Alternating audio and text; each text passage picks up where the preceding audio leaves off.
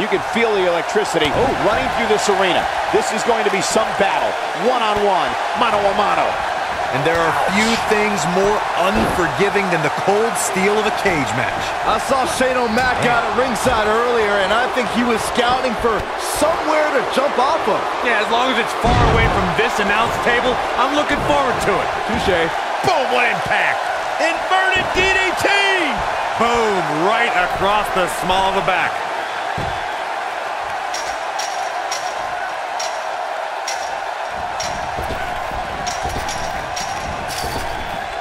We talk about how important stipulations are in a steel cage match. If superstars sign a contract where the only way to win is escape the cage and have both your feet touch the floor, the competitors must have a plan.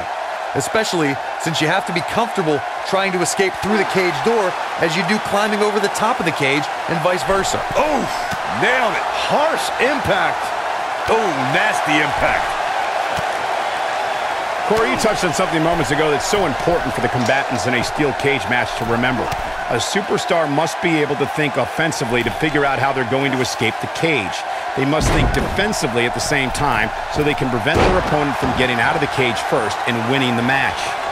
While a superstar must become comfortable with escaping the cage by both exiting the cage door and by climbing over the top of the cage, they must also be aware of their attributes and what's best for them. Let's just say if you're a giant like The Big Show, The Undertaker, Kane, or even Braun Strowman, it's preferred to exit through the cage door. The best way to describe combatants clashing inside a steel cage is its battle of attrition. Sometimes a superstar is left with no choice but to fight fire with fire and do whatever they need to do in order to win the match. And sometimes it comes down to a superstar doing whatever they need to do in order to survive. Ooh, what impact. You gotta believe this one's over. Byron, you touched on this earlier, but it's so important for a superstar to accept that there's nowhere to run and nowhere to hide in a steel cage match. That the conflict will be resolved within the 15-foot-high steel walls that surround the ring. And that losing a cage match can mean much more than a mark in the loss column. For some, it has meant the end of their career.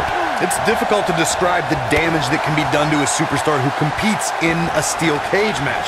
We see the physical harm, but we don't see the psychological effects from being inside the cage. Make no mistake about it, Michael. The steel cage truly represents survival of the fittest. Scoop slam! What a stomp! Good grief. Beautiful technique. Boom! Oof. Boom, what impact! Oh, from the rope! Oh, he's such a tough target. Oh boy, he is rolling. Oh, nasty impact.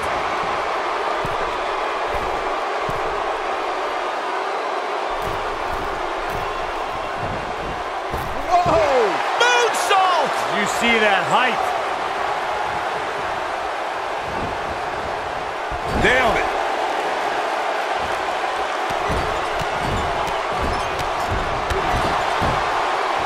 Tear the features clean off your face. He might have it. Exploding 450. Wow, I'm just as surprised as you guys are. He's looking at it.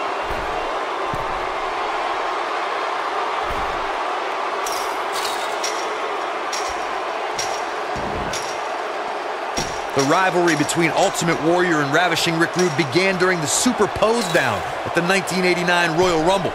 Then it progressed to where both superstars battled over the Intercontinental Championship. At SummerSlam 90, the rivals met inside a 15-foot-high steel cage for the WWE Championship. Victory could be achieved by pinfall or escape from the cage. You gotta believe this one's over. Ooh, what impact. The Lucky fans here in Los Angeles have been witness to many historic moments, including WrestleMania 7.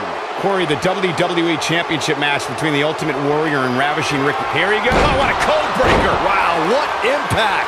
Shane absorbing a lot of punishment here. Nobody gets up from a takedown like that.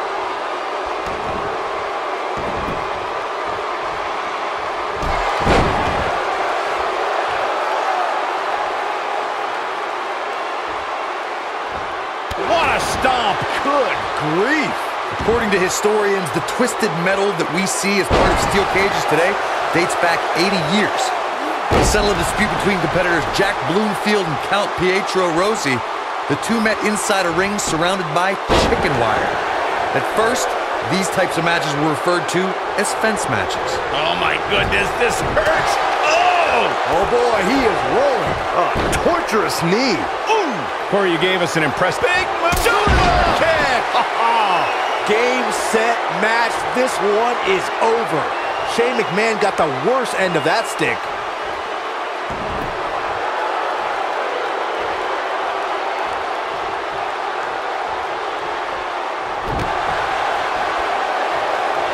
He's fighting back here. I expected nothing less, Cole. Avoids trouble there. This might be it. Oh my. The steel cage is a massive enclosure that stands 15 feet in height. For almost 35 years, a select group of high flyers have taken their aerial assaults to greater heights. And when I say that, I mean superstars climb to the top of the steel cage, the real high-rent district, and dive off onto their opponent. And that all started with one man in October of 1983, Jimmy Superfly Snuka. To your point earlier, Byron, we've definitely seen some unbelievable attacks be launched from the top of the steel cage. And you mentioned the most iconic, the steel cage match for the Intercontinental Championship that saw Jimmy Superfly Snuka clash against bitter rival, the magnificent Morocco. There's no denying that Superfly set the bar. You look over the years to people like Jeff and Matt Hardy, Eddie Guerrero, Kurt Angle, and Chris Jericho. They continued to push the envelope and execute unbelievable attacks from the top of the cage. And watch Rikishi take flight off the top of the steel cage. Wow. You know what I respect most about Shane McMahon, guys? Is that he could very easily sit on the sidelines and reap the benefits of being Mr. McMahon's son. But instead, he chooses to prove his worth each and every time he steps into the ring. Wow, I thought he was a god. Harsh impact. Bad uppercut. That'll cost some teeth. Boom! Byron mentioned how Shane proves his worth by stepping into the ring, which is something I don't think a lot of executives would do, let alone go to the extreme that Shane does. Yeah, for some reason, I don't see many executives from publicly traded companies jumping through announce tables. But with Shane, that's really become commonplace.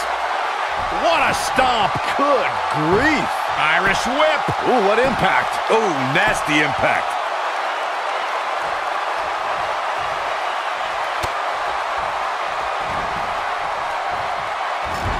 Over the years, guys, I'd say we've come to expect Shane McMahon to do some crazy things in the ring, but I don't think anybody expected to see him leap off the top of the cell at WrestleMania 32. Beautiful technique. Knocked him right off his feet. Yeah, no kidding.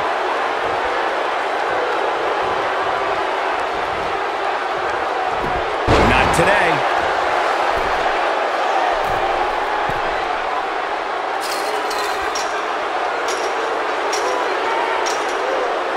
How these superstars are even still in this match is beyond me, especially given how intense the match has been.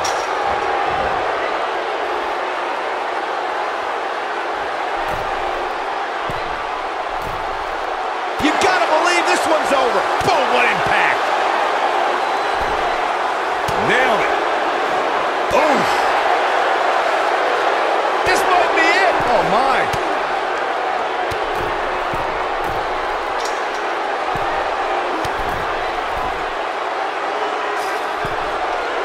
I don't know about you guys, but it looks to me like these superstars are on their last legs here. This is what makes him one of the best in the business. Ooh, harsh impact. You gotta believe this one's over.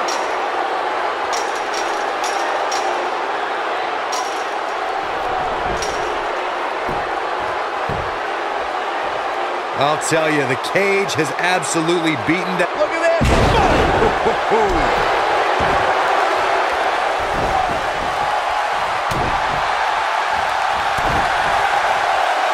Harsh impact. Takes him down in a major way, too.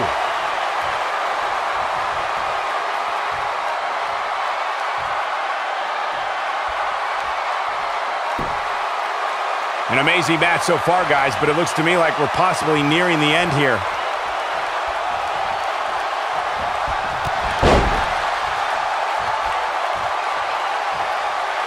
He knows he's in trouble. He's looking shaky. This could be the end. Death Valley Bomb. That has got to be it. Let's look at the replay. Nice move right there.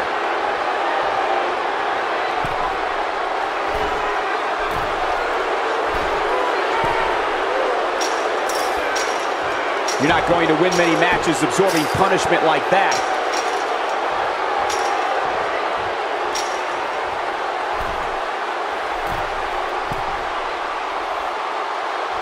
These athletes seem to have tried everything in their playbook.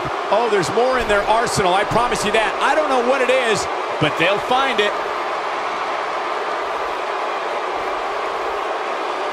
Boom! Boom, what impact!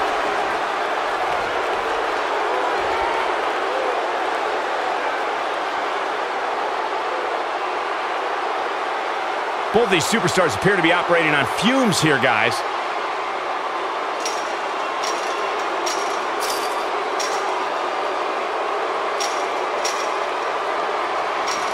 A minor miracle might be needed. This steel cage match is in the books.